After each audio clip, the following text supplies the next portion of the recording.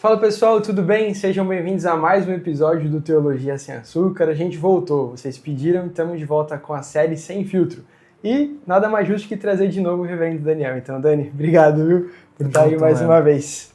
E bom, pessoal, a gente deu uma olhada em alguns temas, a gente está tentando trazer temas que de fato sejam importantes para a nossa vida prática cristã.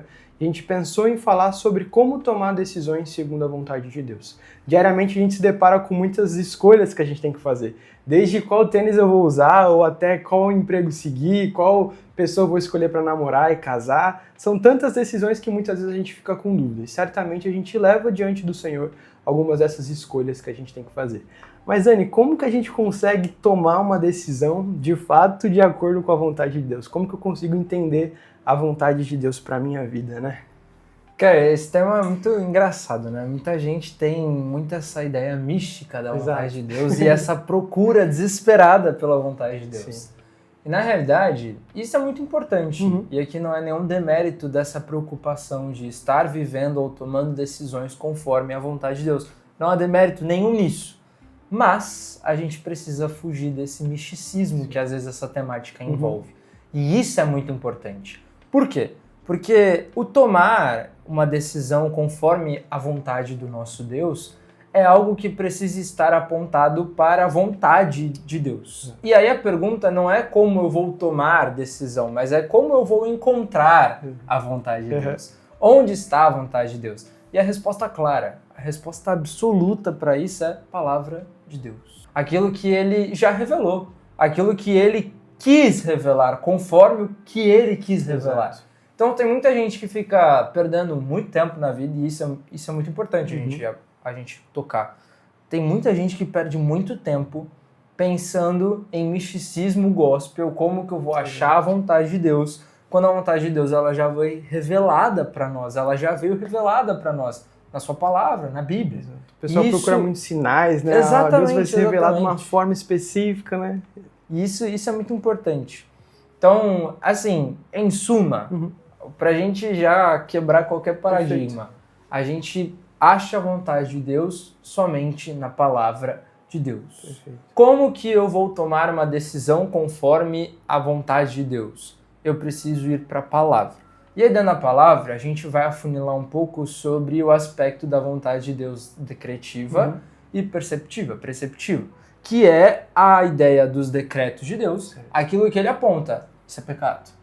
Eu quero que faça isso, eu não quero que faça isso. Mandamentos. E aquilo que ele não colocou como mandamento, mas que na sua palavra isso está descrito conforme aquilo que as pessoas vivem, conforme a narrativa é demonstrada, conforme os ensinamentos bíblicos, e aí, por causa disso, eles são apontados conforme o decreto. Então, aqui é que tá. Existem coisas que não são decretivas. Deus não ordenou na sua palavra se você pode usar tênis da Nike ou da Adidas. Ou se você precisa ir para a igreja de camisa social ou de camiseta e bermuda. Se você vai ser médico, engenheiro... Não decretou. Né? Não decretou se você vai namorar e vai casar com uma loira ou com uma morena, exato, mas ele decretou que você precisa casar com alguém que é luz, alguém que faz parte do povo de Deus. Exato. E esse é bastante limite assim para nós. Aquilo que vai delimitar como que eu estou vivendo a minha vida conforme a vontade de Deus e aquilo que não, é conforme a palavra. Tem muita gente que perde muito tempo, gasta muito tempo, deixa de tomar decisões achando que precisa vir uma grande revelação da vontade de Deus. Sim. E, cara, ela já veio na palavra de Deus. Eu acho que tem uma dificuldade muito grande, Dani, de fazer essa aplicação, né? Então o pessoal esquece que a gente tem que olhar primeiro esses conceitos e apontamentos do Senhor. Isso aqui é pecado? Não é? A partir daí, a gente pode colocar de fato diante do Senhor as decisões, mas também a gente não precisa esperar, como você falou, uma luz aparecer, um anjo vir me mostrar, porque não vai acontecer isso, né? Só que também a gente pode cair pro lado do coração. Então eu posso pensar assim, não, eu vou tomar essa decisão porque o meu coração está em paz. E até que ponto isso é certo ou não, né? Pensando em relação a essas decisões. O nosso coração vai estar sempre em paz quando a gente vai tomar alguma decisão? O Sproul, ele define muito bem a ideia de qual é a vontade suprema de Deus para a vida do povo de Deus. E ele vai definir que é santificação. E aí perceba, inicialmente a gente falou sobre decretos. Aquilo que Deus decreta, a vontade dele está revelada nisso. Então, se ele decretou que é pecado ou que é permissivo, aquilo que agrada a ele ou aquilo que não agrada, então, se isso já é decretado, a vontade de Deus em suma, o maior, o macro, é que eu viva essa santificação. Todas as minhas decisões, elas precisam apontar para isso. Então, todo o meu relacionamento, toda a minha vida, todas as coisas que eu vou pensar, que eu vou falar, que eu vou tomar de decisão, para onde eu vou, isso precisa apontar para a minha santificação, para o crescimento da santificação, que inclusive a gente já teve uma boa conversa sobre isso. Mas aí existe o ponto que você chega, que é o ponto de esperar a vontade de Deus cair no meu colo ou não. E como eu vou medir isso? E a galera joga pro coração. Existe, obviamente, um texto em Colossenses que vai apontar para a paz sendo o hábito do nosso coração, tá lá em Colossenses 3. Sim. Só que ele vai apontar isso depois, Paulo vai apontar isso depois de trazer muitos outros apontamentos sobre arrependimento, sobre perdão, sobre vida na palavra, sobre base bíblica, sobre aconselhamento na verdade. É verdade que ele está falando no texto, é verdade de Cristo, é verdade na palavra. Certo. Então, essa paz, que é o árbitro do nosso coração, para nós tomarmos decisões e para nós seguirmos, a Bíblia já diz para onde ela precisa apontar, que é para a própria palavra, para a própria Bíblia. Então, não é o coração pela emoção, o coração pelo coração. Sim.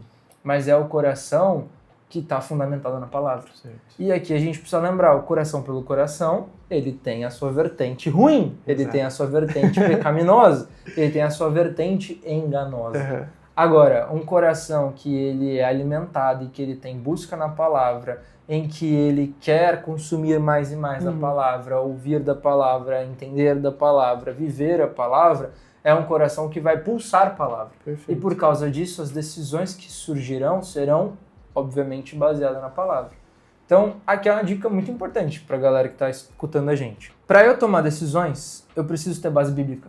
Do que adianta eu perder tanto tempo achando que a vontade de Deus vai cair no meu colo se eu não pego a palavra, aquilo que ele já revelou, a vontade que ele já jogou no nosso colo, e eu não me debruço nela, e eu não vou perceber aquilo que realmente Deus quer. Porque assim, nós cremos na teologia reformada que a vontade de Deus, ele já revelou a sua revelação conforme aquilo que ele quis. Perfeito. A vontade de Deus já foi revelada conforme ele quis.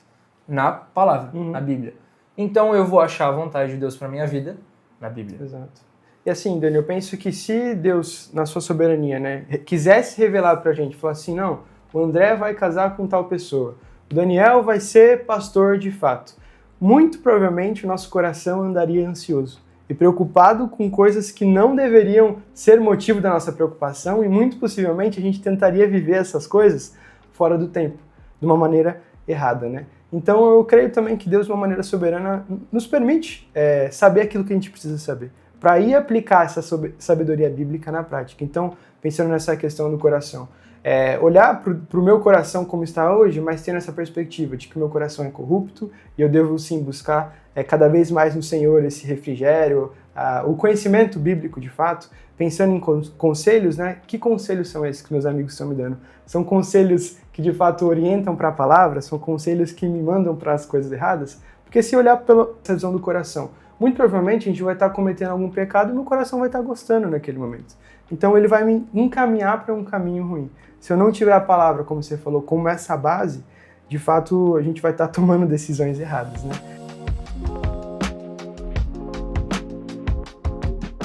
Pensando nisso também, eu vejo que muitas vezes a gente tem os momentos de esperar, né? Então, quando é o momento certo de, poxa, talvez não seja a melhor hora de escolher? Agora é hora de parar um pouco, pensar, refletir e orar e depois tomar a decisão, né? Você falou uma palavra que para mim define esse tempo de esperar, que é orar. Perfeito. Oração define o tempo de esperar.